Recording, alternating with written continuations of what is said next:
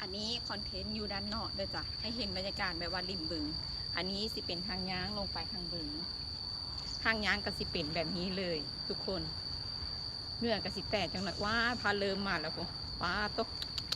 แสดงว่าตกทางบ้านแพงฝนสิมาทางบ้านแพงนครพนมแล้วก็จะเข้าบึงคงหลงจ้ะบึงมาแล้วกำลังมืดมาเลยบึงเป็นชั้นๆเลยทางฟุ้นนะอันนี้จิ๊บถ่ายอยู่ข้างนอกหน้าหอเด้อจ้ะหน้าหอเลยบ่ไปใส่ไก่ดอกคอนเทนต์ก็อยู่รอบตัวนี่แหละทุกคนอย่าเบื่ออย่าเพิ่งเลื่อนผ่านเบิ่งให้มันจบแล้วเป็นอย่างจังบอกให้เบิ่งและยังมีคำว่าปฏิสัมพันธ์หรือว่าคนที่แบบว่าเข้ามาเบิ่งคลิปจิ๊บนะจ๊ะมันจะได้แบบว่ากระเตื้องขึ้นเพราะว่าภายในเดือนนี้เป็นเดือนที่แบบว่าจิ๊บสามารถเฮ็ดได้เต็มที่1 เดือนเต็มแต่ต่อไปจิ๊บอาจจะอยู่กับงานประจำเนาะ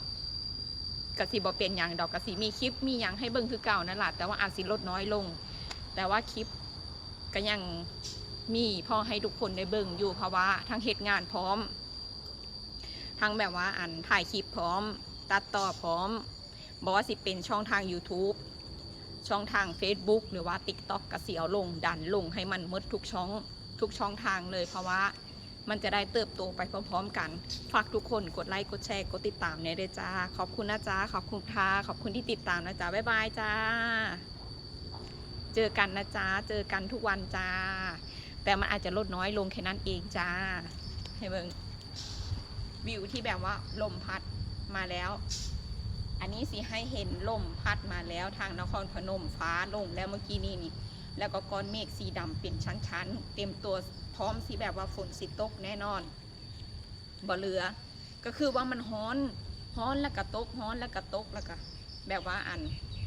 เฮ็ดก็ออกเนาะไหมก็ออกแต่ว่าบ่ได้เข้าป่าเลยจ้ะเพราะว่ายุ่งหลายบ่สู้ยุ่งปีนี้นะบ่สู้ยุ่งอีหลีบ่สู้ยุ่งเพราะว่ายุ่งหลายที่จริงก็อยากไปหาอยู่ดอกแต่ว่าสู้ยุ่งบ่ได้เนาะยุ่งเพิ่นหลายให้เบิ่งบรรยากาศดังนอดเด้อจ้านี่อันนี้จะเป็นขนาบบึง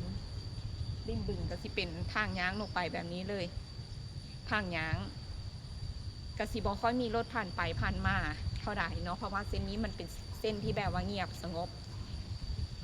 คนก็สิเบิ่งเนี่ยนะคนก็สิเบิ่งเนี่ยเพราะว่ามาถ่ายคลิปอยู่นั่นเนาะก็บ่เป็นหยังบ่แม่นว่าอายดอกบ่ได้อายดอกมันก็อยากให้เบิ่งบรรยากาศมันกำลังมาทางบึงคงลงได้นี่มืดมาแล้วผมมืดมากผมตกแน่นอนแล้วเมื่อแรงตกแน่นอนคือสิบ่เหลือดอกว้ายฟ้าต้นเริ่มแห้งคักขนาดเลยเริ่มแห้งคักขนาดเลยแต่ว่าตอนที่จิ๊บถ่ายนี่มันยังมาบ่ทันฮอดเนื้อฟ้าแต่ว่าคึ้ม